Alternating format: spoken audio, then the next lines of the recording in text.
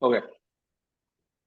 Entonces, como estábamos hablando, lo que queríamos tratar de reanudar de las cuatro caras, ahora se me hace interesante, porque nos quedamos en ese tema. Pero, ¿por qué tienen que ser cuatro caras? ¿Verdad? Ahora que estamos hablando de eso, se me puso en la mente, porque la imagen que quería compartir contigo, lo que estamos hablando ahorita mismo, es eso. Es que, ¿será porque tiene que ser una figura geométrica? A ver, explícame, porque estábamos, las clases pasadas, hablamos de la carreta, las cuatro caras del Evangelio, pero ahora con esta imagen que me mandaste, que vamos a cubrir, también tiene cara, o sea, es una figura geométrica y tú siempre me has enseñado esas cosas de que de la geometría tiene como que el lenguaje que explica la base matemática de lo que es el soporte matemático eterno. Entonces, átame eso ahí, las cuatro caras de la visión de Daniel y Ok. las caras de los hexágonos regulares y ese tipo de cosas. Sí, no, o sea, la geometría simplemente es un escenario ilustrativo. O sea, Ujú. y todo lo que se puede desarrollar o sea, ilustrar en la geometría es importante en el sentido que es matemática concreta. Porque uno puede, o sea, la matemática es un lenguaje, es el lenguaje de las relaciones abstractas. Eh, También en un lenguaje se puede especular, se puede establecer, o sea, como lenguaje en sí, yo puedo tener matemática especulativa, o sea, desarrollar estructuras matemáticas que al final no son concretas, no son realizables. Entonces, una de las cosas importantes de la geometría es que ilustra, es visible, o sea, que una persona que no tiene una preparación matemática va a ver el patrón delante de sus ojos. O sea, la geometría es ilustrativa para todo el mundo. Es como el que oye música. El que oye música no tiene que saber música, disfruta la música porque la escucha. La geometría en la matemática viene siendo aquello que en una forma visible eh, todos podemos ver los patrones, o sea, si son figuras tridimensionales, o sea, es un lenguaje muy ilustrativo y todo lo que se pueda representar geométricamente, esto es importante, es porque es concreto, es real. O sea, estás en la garantía de un escenario de matemática concreta. Ahora, con respecto al soporte matemático eterno, o sea, lo que hemos tratado de ilustrar es que el lenguaje de la escritura, o sea, cuando la escritura usa un lenguaje numérico que tiene relación con las matemáticas, o sea, no solamente numérico, cuando Dios muestra el modelo del tabernáculo, es un desarrollo geométrico, espacial, porque son figuras. O sea, el tabernáculo es un edificio, una estructura. O sea, que los números que caracterizan al tabernáculo no se reducen a simplemente números, son medidas, son estructuras, son formas. Y esas formas tienen una distribución geométrica. O sea, lo importante de todo esto es entender que es el lenguaje matemático general en las escrituras, ya sea porque hay descripciones numéricas o esas descripciones numéricas tienen una representación física en un modelo de un tabernáculo, o como termina la Nueva Jerusalén, que termina en una descripción de un cubo, porque tiene el mismo ancho, el mismo largo y la misma profundidad. O sea, lo importante es entender que este lenguaje matemático nos da a nosotros una evidencia, un hecho científico. Y cuando hablo de hecho científico no es porque estoy justificando con la ciencia a Dios. Estoy hablando de aquella ciencia que es verdadera. Porque aquella ciencia que no depende de las políticas del mundo científico, sino aquello que es ciencia, es verdad. Porque el mismo mundo de la política de la ciencia humano, o sea, tiene fuerza cuando nos muestra ciencia aplicada, que son cosas reales, que son cosas concretas, como es la industria, como es la tecnología, como es esto que estamos usando ahora, la, la, o sea, la informática, la computadora. Entonces, ¿qué es lo que quiero decir? Que romper con esa idea cultural de que la Biblia es un libro de creencias, de religiones. O sea, yo siempre hablo de que estamos en la ventaja histórica, que estamos en la era informática. Ujú. Y estamos descubriendo algo en la área informática, que estamos viendo el texto bíblico no ya como un libro histórico de punto de vista de creencia y teológico, sino que estamos viendo que hay una evidencia de que el texto bíblico, o sea, la Biblia como texto, la escritura, es una evidencia, es un hecho científico, constata de que el creador es real. ¿Por qué? Porque está en un lenguaje que no es humano, que no depende de los escenarios sociales en que hemos vivido. Entonces, en ese lenguaje de la escritura, que tiene mucha riqueza, hay una parte que tiene relación con matemáticas, porque hay números y hay descripciones de modelos, como es el modelo del tabernáculo, que tiene un desarrollo de figuras, de cuerpos, que podemos ver patrones geométricos, porque el lugar santísimo, por ejemplo, que es donde más se ve, es un cubo perfecto. Y todo el tabernáculo en sí, o los modelos del templo, son estructuras como caja de zapatos, o sea, ortoedros. Son estructuras que tienen 6 caras. El cubo viene siendo, vamos a decir, la perfección. O sea, es cuando esa figura ya todas las dimensiones son iguales. Entonces, ¿cuál es la evidencia cuando yo digo que es un hecho científico, que se constata? La escritura constata, más allá del enfoque que hemos visto como literatura de creencia, de que es una realidad, de que es un hecho, porque el lenguaje matemático de la escritura no es otro, sino aquel que es el soporte, o sea, son los arreglos matemáticos más sencillos para el soporte de cualquier información. O sea, cuando digo todo esto, puede creernos o sea, lo podemos ver como muy complejo, pero no. O sea, ¿cómo hoy lo podemos ver sencillo? Hoy conocemos, por ejemplo, las pantallas inteligentes, el teléfono, la computadora. ¿Por qué existe todo eso delante de nosotros? Porque la ingeniería ha logrado entender que lo que es un soporte de información, que es lo que es una pantalla. Porque si esto no fuera un soporte de información, ya sea el teléfono o la computadora, no pudiera mostrarme cualquier información. O sea, a través de una pantalla hoy en día sabemos que podemos ver cualquier cosa. Un cartel, un paisaje, una foto, un universo, lo que sea. ¿Qué significa eso? Que hoy estamos delante de la evidencia de tecnologías que son soportes de información. Entonces, ¿qué propiedad tiene que tener un soporte de información? Vamos a ir a lo más simple que entendemos, una hoja de papel. ¿Por qué una hoja de papel la usamos como soporte de información? Sí, para escribir algo, para poner una foto, porque la hoja de papel es blanca. Si la hoja de papel estuviera llena de un ruido, o sea, digamos una hoja de papel o el lienzo de una pintura. O sea, el lienzo tiene que ser que no puede tener, si yo voy a pintar, si yo voy a hacer yo voy a poner una información en ese papel, en ese lienzo, sea una frase o sea una pintura, en el lienzo no puede haber un ruido, no puede haber mancha, no puede haber algo que me estorbe a la información que yo voy a poner. Eso es lo que se llama, en la forma más sencilla que hemos visto desde la antigüedad, que es lo que es un soporte de información. Un papel, un lienzo donde yo voy a hacer una pintura. Entonces, ese papel o ese lienzo tiene que ser lo más fiel posible a lo que yo voy a plasmar en esa pantalla, ¿no? Por tanto, va a aparecer mi dibujo o va a aparecer mi cartel en cuanto ese lienzo no tenga por sí mismo un ruido que afecte lo que yo voy a hacer. Creo que es un ruido que el papel esté lleno de manchas, de cosas.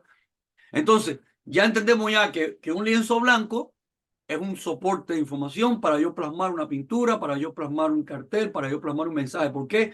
Porque no me va a añadir a la información que yo voy a poner.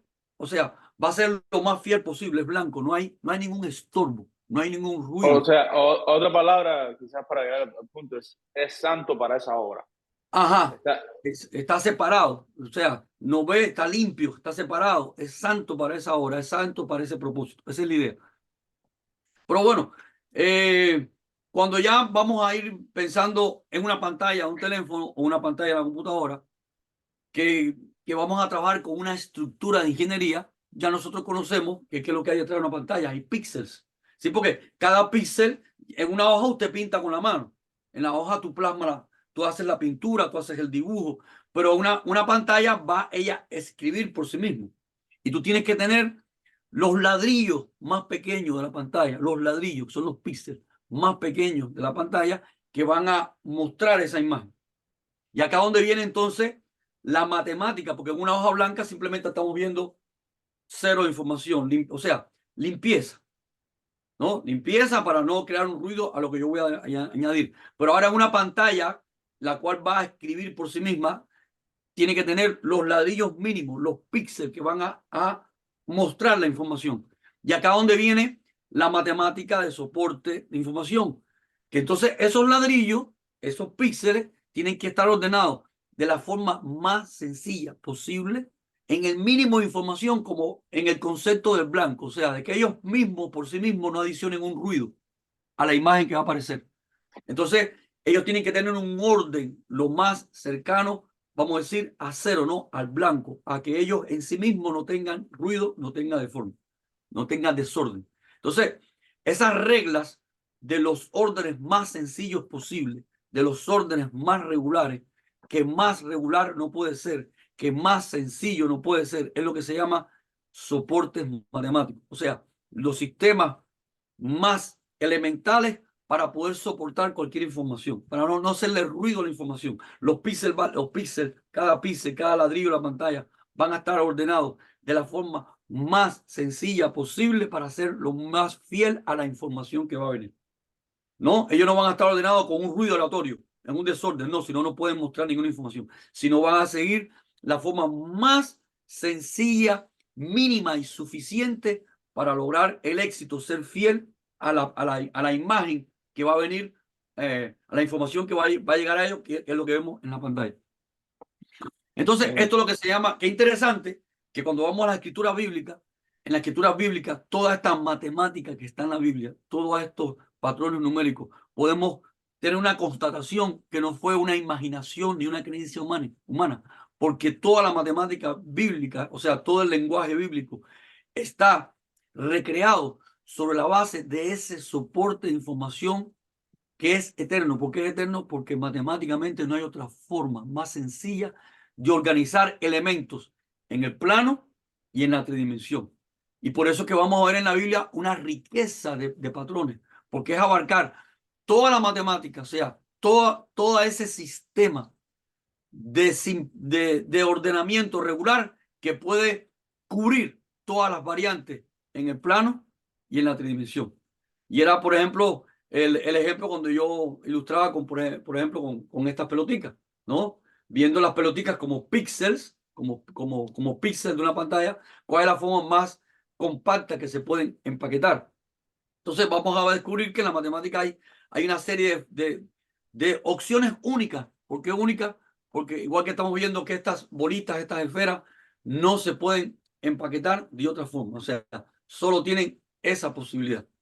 Entonces, vamos a ver qué relación tiene eso con el número 4, ¿no? Y el número 4, sabemos que en la tridimensión tenemos el cubo.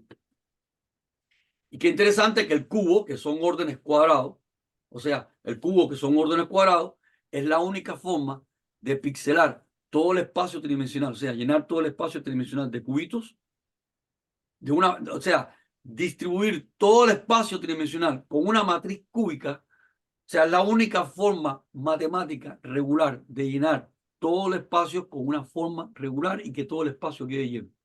O sea, no existe otra solución matemática de llenar toda la tridimensión con una figura, ¿ve? Con una matriz cúbica, o sea, que todas las figuras sean iguales, llenar todo el espacio, que no haya hueco y que la figura que se está usando sea regular, o sea, que sea lo mismo en todas las direcciones. La única solución matemática para eso, repito, es un cubo. Y por eso la Biblia termina en un cubo, la Nueva Jerusalén. Por eso el modelo del tabernáculo termina en un cubo. Pero está lleno de otros detalles, porque te está dando todos los detalles, todas las variantes, de todas las regularidades, por ejemplo, en el plano. Por eso, de eso no vamos a hablar hoy. Hoy vamos a hablar del patrón cuadrado. Pero lo que quiero es no dejar la duda de por qué hay tantas, o sea, que toda la riqueza de los patrones numéricos de la Biblia van a dar todas las soluciones de la única variante y vamos a decir la riqueza de construir un soporte matemático desde el plano, ¿ves? Estructuras regulares desde el plano, ¿ves? Cuadradas, triangulares, hexagonales, hasta el volumen tridimensional. O sea, lo que quiero que quede bien claro eso, que toda la matemática que está en la Biblia es el sistema único y no otro, y esto es importante, porque matemáticamente no hay otra posibilidad. Entonces, estamos hablando que si matemáticamente se invalida otra forma de hacer distribuciones regulares, o sea, soporte de información, estamos delante del hecho científico, la evidencia, de que el lenguaje de la Biblia nos está revelando el soporte matemático eterno. Y si nos está revelando el soporte matemático eterno, que ha sido algo que solamente podemos entender hoy en el mundo informático, en el mundo de información, en el mundo moderno, y era algo que nunca se había definido sobre la historia de la humanidad. Eso constata que todos los escritores bíblicos no escribieron lo que le vino a la mente de especulación, sino que todos estaban ordenados por una mente y por aquella mente que tiene toda la información del universo y que puede dejar dicho claramente, yo soy o sea, el texto este pertenece a una persona. ¿A qué persona? Aquella persona que tiene las bases de la información de la eternidad. ¿Por qué de la eternidad? Porque matemáticamente no hay otra opción, no solamente para este universo ni para este sistema. No, son las bases regulares posibles matemáticas. Esto es tremendo, porque esto no crea, o sea, un código. O sea, la Biblia, el texto bíblico está en un código que no es humano. Está en un código que nos está identificando qué persona está enviando ese mensaje. Y es la persona que tiene el dominio de toda la información, porque es la única persona que en la época que haya sido, hace 4000 años, o sea, el texto bíblico no importa los miles de años que tiene, no importa cuándo empezó a escribirse. La persona que está revelando la información es la misma, no depende de un momento histórico, porque está revelando un mensaje que tiene un fundamento eterno. Y un fundamento que va más allá de la comprensión del universo que estamos viendo.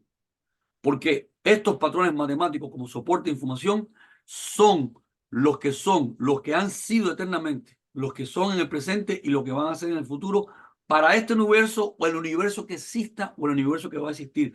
Porque matemáticamente no hay otra solución. Y esto es algo o sea, tremendo, no tienen límite en el pensamiento humano. O sea, estamos ante un hecho científico, ante vamos a decir así, una evidencia de que tenemos un texto sobre la tierra. O sea, el único texto sobre la tierra, el único libro llamado Biblia, o sea, en el contexto de nosotros occidental, Torá, instrucción, según el contexto original, que es el contexto hebreo, judío. Tenemos sobre la tierra, sobre este planeta, un único texto, un único mensaje que es coherente con el fundamento de información de todo universo que haya podido existir. Existe y va a existir. Esto es algo demasiado fuerte, demasiado evidente, de que la información de la Biblia no es humana ni pertenece a ningún espacio social. No depende de teologías, de posiciones religiosas, no depende de nada humano, sino es algo que ha estado ahí siempre, y no solamente que ha estado ahí siempre, sino que matemáticamente no hay otra opción, porque eternamente siempre estos principios son principios de soporte de información. Y si hoy en día tenemos tecnologías que logran hacer eso, es porque la tecnología ha sido o sea, la evidencia de cómo nosotros hemos ido aprendiendo y hemos ido entendiendo cuáles son las reglas que tenemos que aplicar para que eso funcione. Y las reglas que se aplican en los soportes de información son esas porque no hay otra. Entonces, el mundo moderno lo que está es confirmando una vez más, indirectamente, que si para realizar las tecnologías que tenemos hoy y tener los soportes de información que tenemos hoy, tenemos que ir a esos principios matemáticos que están en la Biblia, porque no existen otros, porque son eternos. Entonces, esto es una constatación de que la información de la Biblia no es humana, es eterna. Y es el intento de ese ser que es eterno que nos está llamando la atención. ¿Para qué? Nos está convidando a entrar a la verdad, a que salgamos del ruido de nuestras suposiciones y entremos a la verdad, porque solo en la verdad vamos a tener un reino de éxito, porque manteniéndolo en el ruido estamos condenados al fracaso. Usted maneja mal un carro y va a chocar. Entonces, él no, como diseñador, que nos diseñó con el propósito de que podamos definir si vamos a ser su amigo o no, su esposa o no, ha dejado con la Biblia, nos está dejando un testimonio. Yo soy el creador, yo soy el camino, yo soy la verdad. Pero no solamente está escrito con frases idiomáticas, está escrito con matemáticas, porque el patrón de la Biblia es aquel que es el fundamento, que es la piedra angular de todo universo, de toda realidad que puede existir, porque matemáticamente no hay otra base, no hay otro fundamento. Entonces, Pero eso obviamente no es en toda la Biblia, es en las partes confusas, porque tú ves el libro de Jueces, Josué, o sea, son historias que se dicen en un lenguaje no necesariamente es todo de la forma que lo estamos explicando, ¿no? Estamos hablando de las partes más complejas de la Biblia, las cosas que las visiones, ¿no? Como la carreta,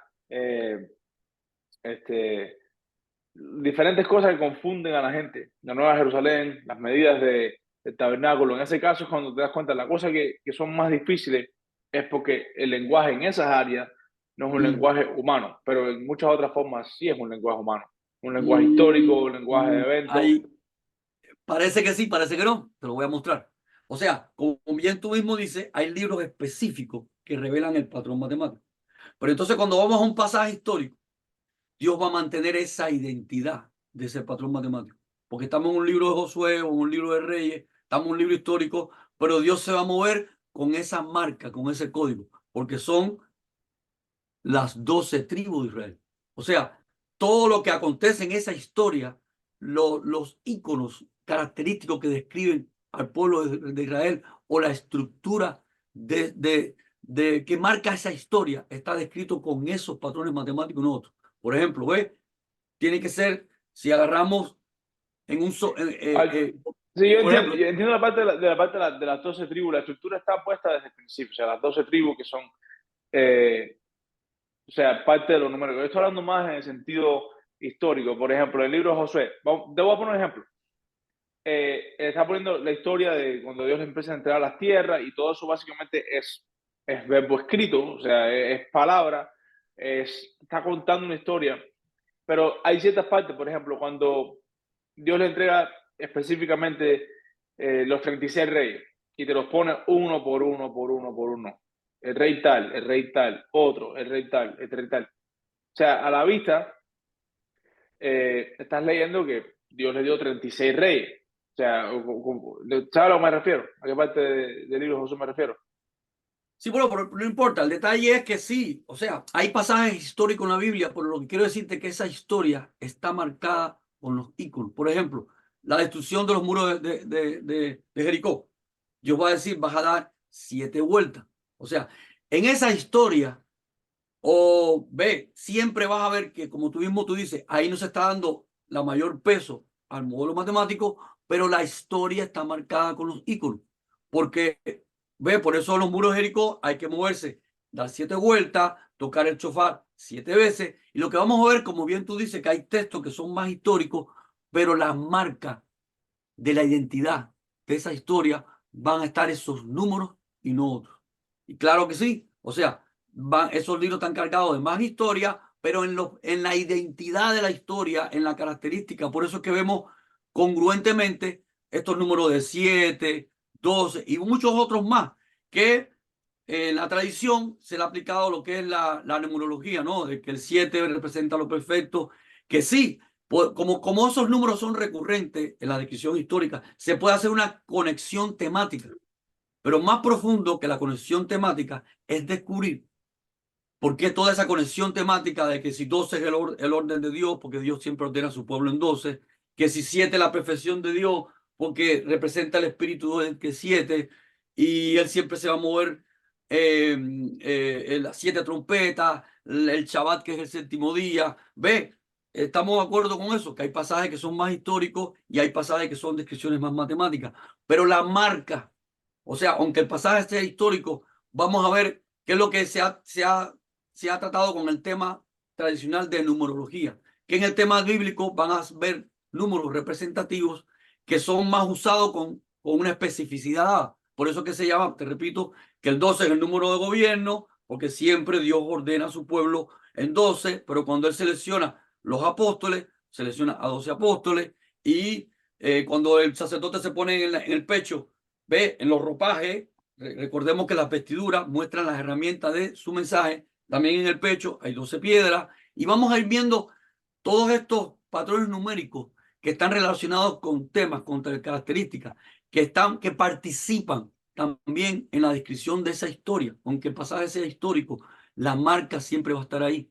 Se va a contar esa historia con esos, ¿cómo decir? No, como yo estoy hablando de la historia de Dairon, siempre voy a mencionar el nombre de Dairon.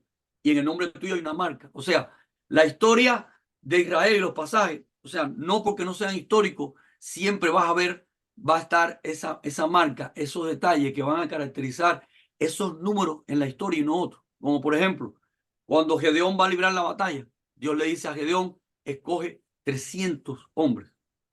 Y vamos a ver, o sea, si tuviéramos ahora recreando todo eso tridimensionalmente, geométricamente, todos esos patrones, vamos a ver cómo en esa estructura, dónde está el número 300, dónde está el número 12. O sea, lo que quiero decirte es que todo el lenguaje bíblico, con mucho más fuerza cuando se revela el modelo, claro, y un poco más distintivo cuando estamos en un lenguaje histórico, claro que se está contando la historia, pero los personajes de la historia, las estructuras, o sea, lo que caracteriza los detalles, o sea, esa marca va a estar siempre en toda la escritura. Como por ejemplo, como te decía, si vamos a la batalla de Jericó, Dios va a revelar la victoria con siete vueltas a los muros o 7 trompetas. ¿Ves? Y en esa batalla van a siempre ir los 12 escuadrones de Israel. Sí, o sea, es entender esto, ¿entiendes? Que esa marca va a estar ahí siempre. O con más fuerza si es un libro que es específicamente la descripción del modelo, como el modelo de tabernáculo. Con menos fuerza porque hay un tema histórico. Por ejemplo, el Evangelio, Yeshua vino, Jesús vino y empezó a buscar los discípulos. ¿Ves? Es una descripción de la vida de Yeshua, pero Yeshua busca 12 discípulos y no más. ¿Ves? En la marca del relato, en la estructura del relato, cuando él va a partir los panes y los peces. ¿Ves?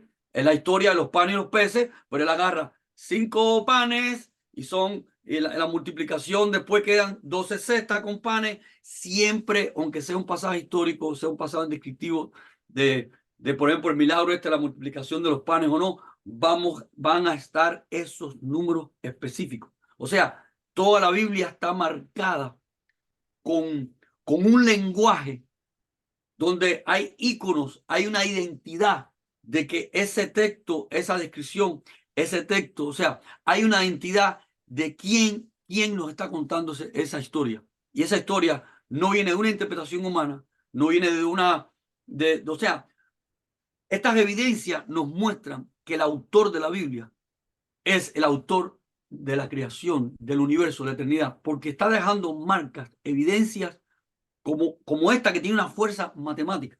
O sea, no hay otro texto sobre la tierra donde esté revelado el soporte matemático eterno. Y si está revelado en ese texto, nos da una evidencia y es un texto que tiene una construcción histórica de miles de años, cuando la humanidad no tenía idea de nada de esto. Quiere decir que la mente del autor, no de los escritores físicos, porque los escritores físicos sabemos que son hombres humanos, pero ¿quién está inspirando? ¿Quién es la persona que está detrás de esos escritores? Es una persona eterna, porque solamente por el patrón matemático nos está revelando que tiene conocimiento de cuál es el soporte de toda la información de la eternidad. Si a eso le añadimos lo que hemos estado discutiendo en otras discusiones, de la forma descriptiva que Dios usa cuando Jesús habla. Por ejemplo, quien me ha visto a mí, ha visto al Padre. Y yo no hago nada por mí mismo. Ese lenguaje es un lenguaje tecnológico, informático. O sea, es el mismo lenguaje que usa el funcionamiento de un teléfono. Cuando yo estoy hablando contigo, en su funcionamiento, el teléfono no hace nada por sí mismo, sino que todo lo que está haciendo, toda la voz que me está haciendo escuchar es la voz del aire. O sea, cuando vemos estas expresiones de Jesús, estamos viendo que Jesús está describiéndose a sí mismo con un lenguaje que no es humano, sino está usando un lenguaje eterno. Por eso es que le hemos puesto a estos temas el lenguaje lógico formal de la Escritura, porque Yeshua como personaje, vamos a decir histórico, porque apareció un día y está en la historia, pero no está hablando como un humano, está hablando en un lenguaje eterno, en un lenguaje que trasciende los tiempos, porque está hablando en un lenguaje de sistema de información. Inclusive, yo no conocía a Yeshua en una iglesia.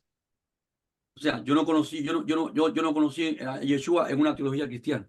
Yo soy científico de formación, soy ingeniero informático en sistemas de información, y un día por curiosidad me llegó un libro eh, para muchachos, o sea, que se llama Biblia Ilustrada. Son libros que hacen para los niños con caricaturas, y yo me puse a leer ese libro como una curiosidad histórica. O sea, yo soy científico, pero déjame ver quién fue ese Jesús, quién fue esa persona que me dice este librito. Y cuando empiezo a leer un libro que para mí es un libro para niños, y sí, fue diseñado para libros, pero fue un libro que era fiel a la frase de Yeshua. Yo empiezo a ver que ese personaje, que es un carpintero, que murió hace 2000 años, que tenía apenas 30 años, o sea, y yo que estoy leyendo, yo que soy el lector, soy un personaje del siglo, de esta época, de la época moderna, soy ingeniero de información y estoy viendo que aquel carpintero me está hablando en un lenguaje de sistemas lógicos formales, de sistema de información, porque ese carpintero me está diciendo a mí, yo soy la verdad, conocer la verdad y la verdad los hará libre. Yo soy la verdad. Ningún hombre puede decir eso, porque un hombre no es una verdad. Y él no está diciendo yo soy una verdad o yo digo la verdad. Yo soy la verdad. Y yo digo, bueno, aquí hay un error de edición, no hay un problema, pero después me habla más. Me dice, nadie entrará al cielo si no me come a mí. O sea, me está hablando en un sistema de información. O sea, ¿qué significa un sistema de información? O sea, son sistemas de teoría de información. El único que puede decirme a mí que me tiene que comer es la información. Ninguna persona, nadie puede comerse a ninguna persona, a no ser que sea canibalismo, ¿no? Yo me como el cuerpo de la persona. Pero Yeshua está diciendo, me tienes que comer a mí para llegar al cielo, para llegar al éxito. Primero está diciendo, yo soy la verdad. Después está diciendo, me tienes que comer a mí. Después está diciendo, tienes que morir y volver a nacer para entrar al cielo, a esa verdad. ¿Qué significa morir y volver a nacer? Tienes que formatearte. Estamos viendo que el lenguaje de Yeshua, de Jesús, no es teológico, no es histórico, no es humano, no es social, es un lenguaje eterno de sistema de información. En un sistema de información, para que un sistema de información funcione bien, tiene que estar alimentado de la verdad, del diseño. Tienes que comerme a mí. Para que un sistema de información funcione bien, tiene que morir al ruido. Él lo dijo. Tienes que morir para entrar al cielo, tienes que morir. No puedes entrar al cielo. ¿Qué significa el cielo? Lo máximo, el éxito, la verdad. Tienes que morir. O sea, un sistema de información tiene que ser formateado, tiene que ser, como se dice en español, eh, eh, borrado, eh, eh, Reseteado. reseteado. Sí, también eso. Pero ya, todos conocemos esos vínculos. O sea, un sistema de información para que sea funcionable, para que entre al éxito, para que entre al cielo, o sea, que funcione, tiene que ser formateado de todo el ruido que trae. Tiene que tener la Wi-Fi, tiene que estar conectado al sistema. Por eso él dice, tienes que comerme a mí. Pero yo estoy leyendo este libro y digo, aquí hay un problema, esto no puede ser real. Pero sigo leyendo el libro y Yeshua, todas las frases que dice no son humanas. Sigue diciendo, yo soy la vid verdadera. La vid verdadera es un árbol, pero está diciendo un árbol de información de verdad. Eso no existe en la biología. Y el que quiera tener éxito tiene que ser pámpano mío. Me está hablando en un lenguaje de internet.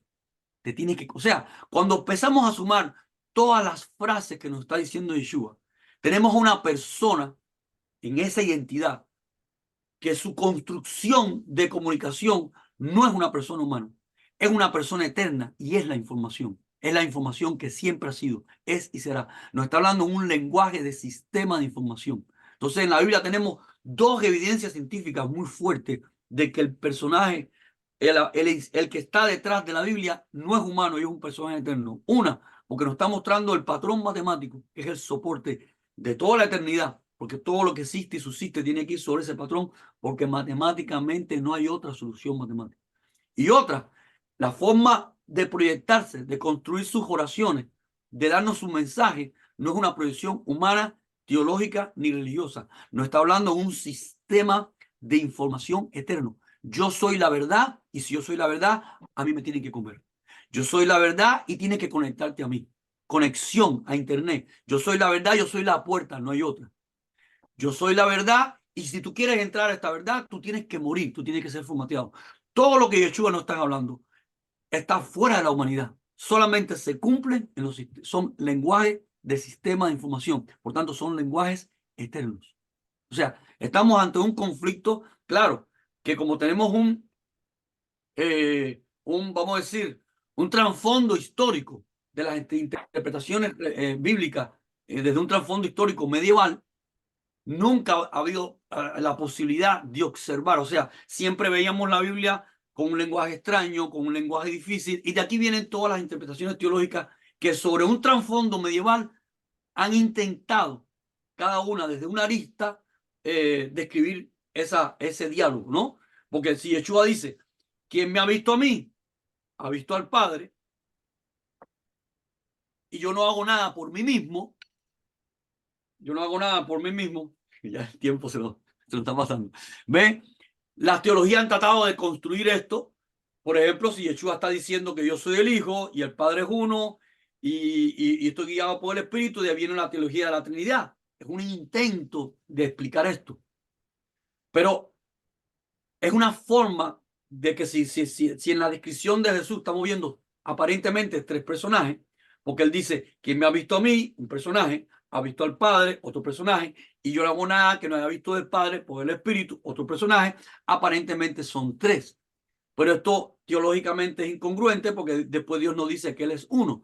O sea, la Trinidad, por ejemplo, es un intento de explicar, dar una solución al lenguaje de Yeshua, de Jesús, pero no es suficiente. Pero si agarramos otra escuela, que es la escuela ahora judía, los judíos nunca te van a decir que Dios, porque la Trinidad trata de decir que Dios es 100%, Yeshua es 100% Dios y 100% hombre, ¿no? Porque están viendo que Yeshua está diciendo que quien me ha visto a mí ha visto al Padre, y entonces si él está diciendo eso, él es divino. Pero ve, es un intento en una mentalidad medieval tratar de explicar esto. Si vamos a la escuela judía, va a venir con otro aspecto de verdad. Es que si Dios es Dios, Dios no puede ser un hombre.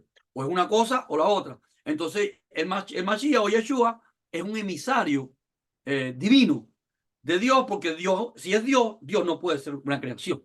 ¿Ve? Son enfoques teológicos, son enfoques que vienen de un trasfondo medieval, pero la solución completa no está en ningún enfoque ni en otro, porque siempre van a haber contradicciones y no va a poder explicar totalmente, vamos a decir, el mensaje de toda la escritura. Vamos a ver que todas estas explicaciones van a un enfoque, pero tienen una contradicción, nunca van a resolver el problema. La única forma de resolver el problema es ir al lenguaje que está en la escritura. No una interpretación teológica o religiosa, no, es que el lenguaje de la escritura es un lenguaje eterno.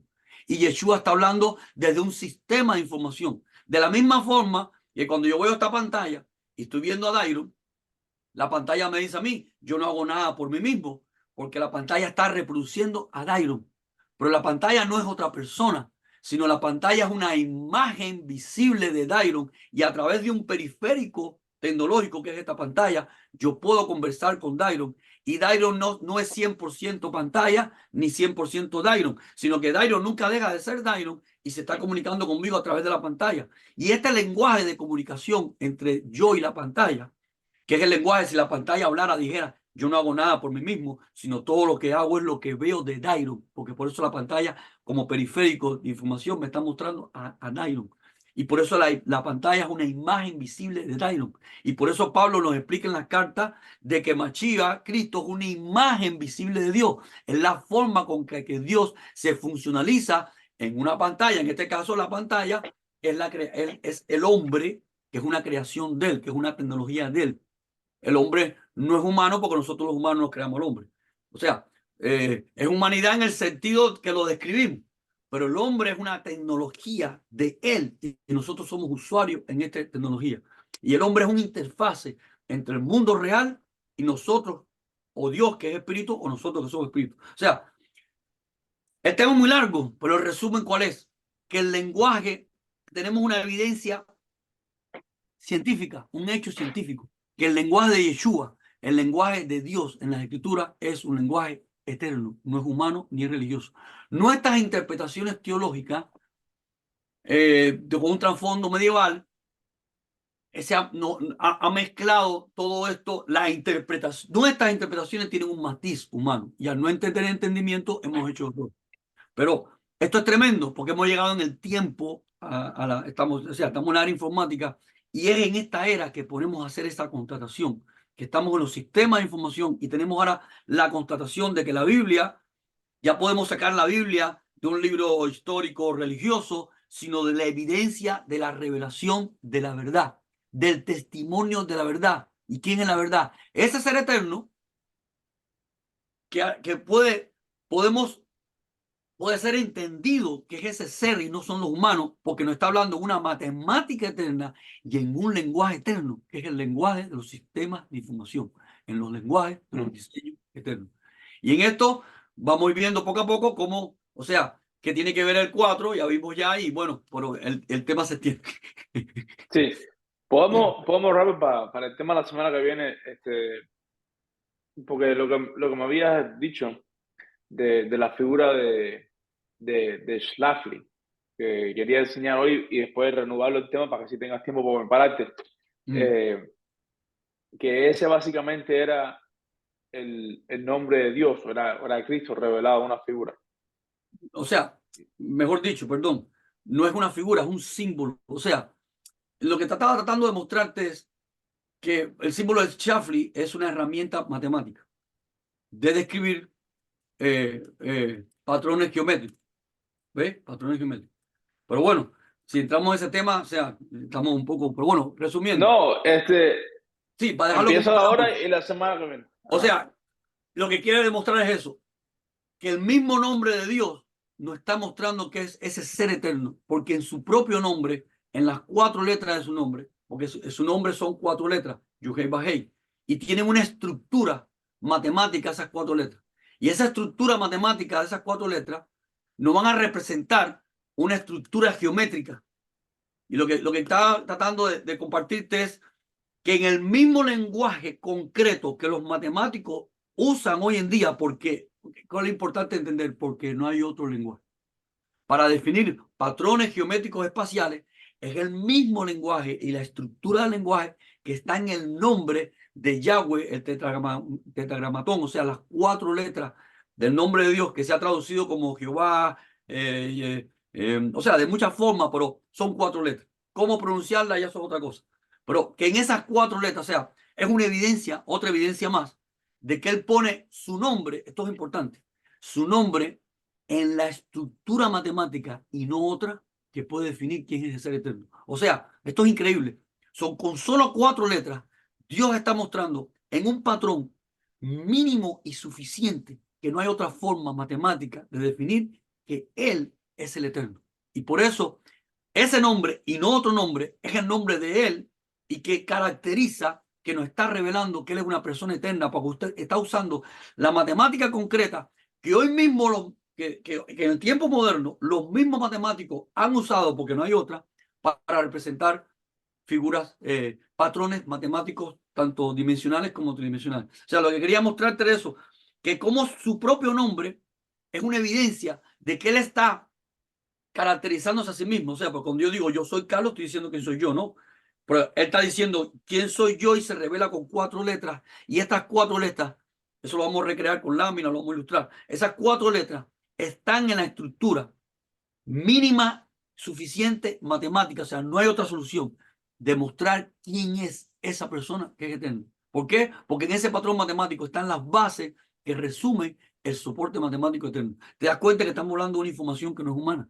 Y solo Dios puede decir, o sea, solo Dios puede hablar en este lenguaje y solo Él puede caracterizarse en ese nombre, que no hay otra forma de hacerlo, porque matemáticamente es la única forma de presentar, que es la persona, que es el fundamento, que es la piedra angular, como dice la Escritura, que todo lo que existe y subsiste, existe sobre su palabra. Y su palabra, ¿quién es? Su verdad, su información, su diseño, y qué tremendo que en su propio nombre, con solo simple 4 letras, Dios es capaz de poner ahí el código, que repito, que no hay otra forma y otra solución de definir con solo 4 letras quién es esa persona que es eterna. Pero bueno, eso abre las puertas para otro tema. Claro, no, hablamos de eso la semana que viene. Pero bueno, thank you, man. Gracias a ti. Ahí estamos. Amén. Nada, bye.